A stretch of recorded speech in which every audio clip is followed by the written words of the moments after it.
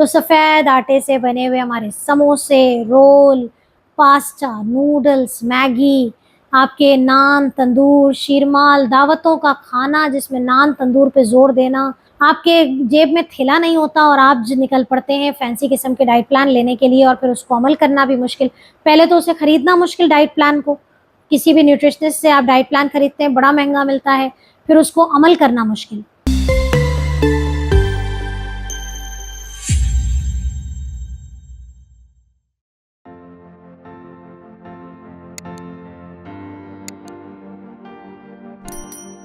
Rabbi इश्रह ली सदरी वयस्सिर ली अमरी वहलुल उक़दतम मिन लिसानी यफ़क़हू क़ौली। अस्सलाम वालेकुम, डॉक्टर सनिया Bashir here, consultant diabetologist and CEO of diabetes टेलीकेयर।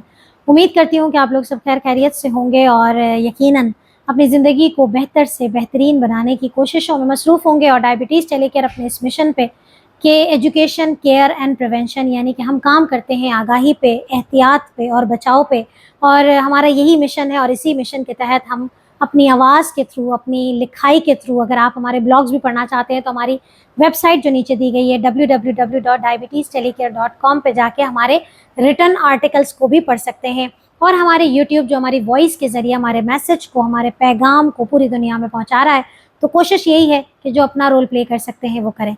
तो वक्त ज़ाय किए बगैर आज के टॉपिक पे आते हैं। आज का टॉपिक एक बड़ा ही इंटरेस्टिंग है और हर शुगर का जो मरीज़ है वो, उसके ज़हन में ये क्वेरी उसको ज़िंदगी में कभी ना कभी ज़रूर होती है कि आखिर मैं ऐसा क्या करूं कि मेरी शुगर जो है वो बढ़े नहीं।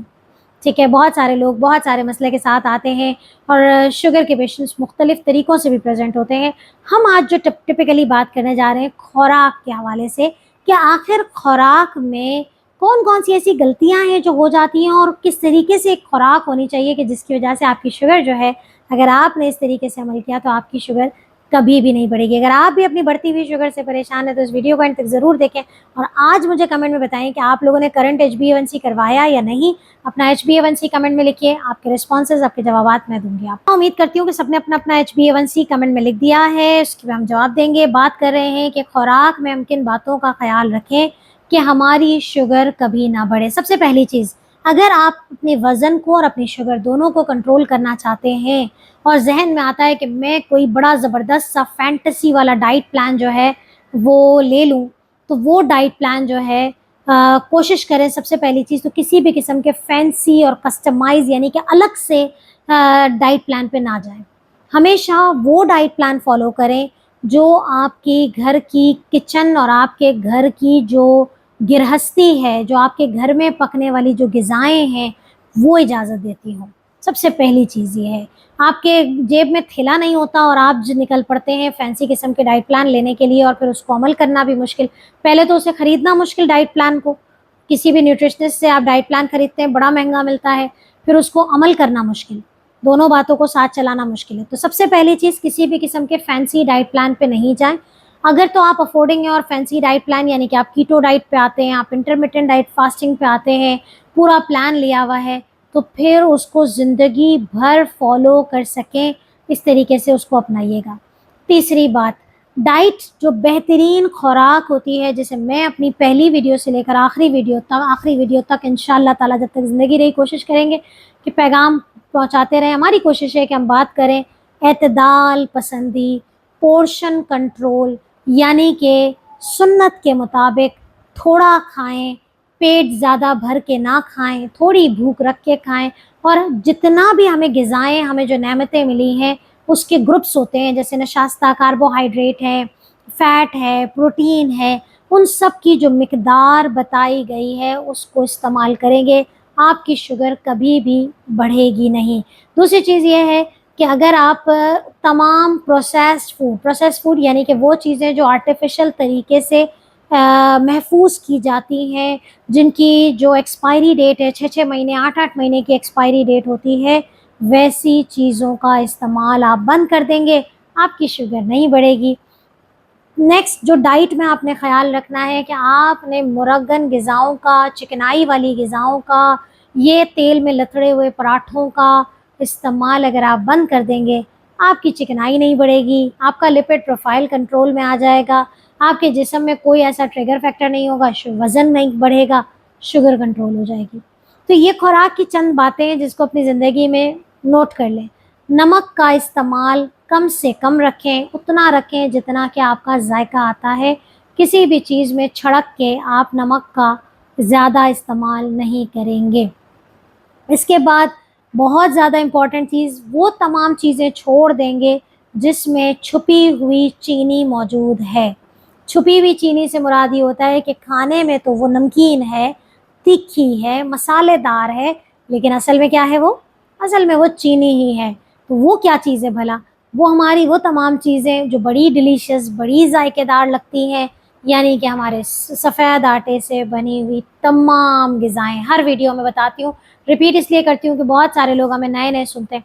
तो सफ़ेद आटे से बने हुए हमारे समोसे, रोल, पास्ता, नूडल्स, मैगी, आपके नान, तंदूर, शीरमाल, दावतों का खाना जिसमें नान, तंदूर पे ज़ोर देना, कहीं बाहर जाके खाना जहाँ नान, तंदूर पे ज़ोर देना, ये चीज़ें अगर आप बंद कर देंगे, आपकी शुगर कभी भी स्पाइक नहीं करेगी।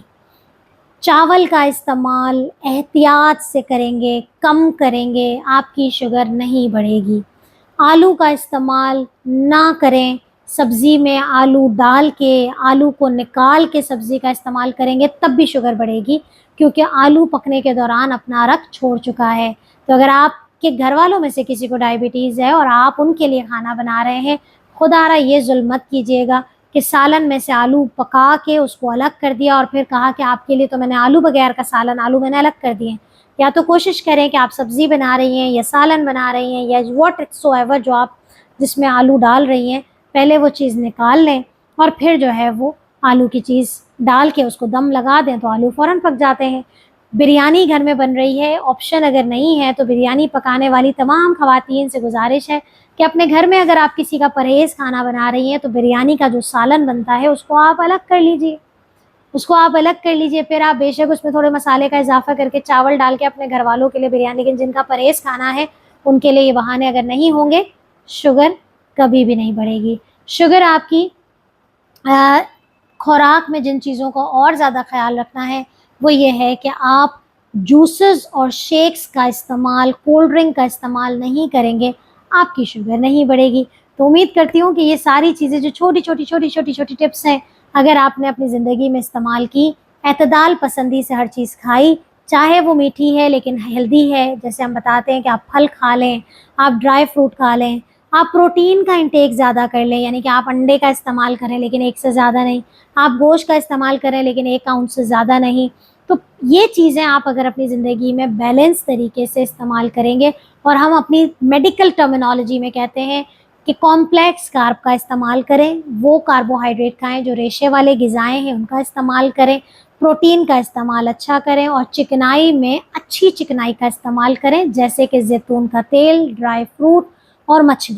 तो आपकी ज़िंदगी में आपकी शुगर कभी नहीं बढ़ेगी। सिर्फ़ और सिर्फ खुराक के हवाले से बात कर रही हूँ।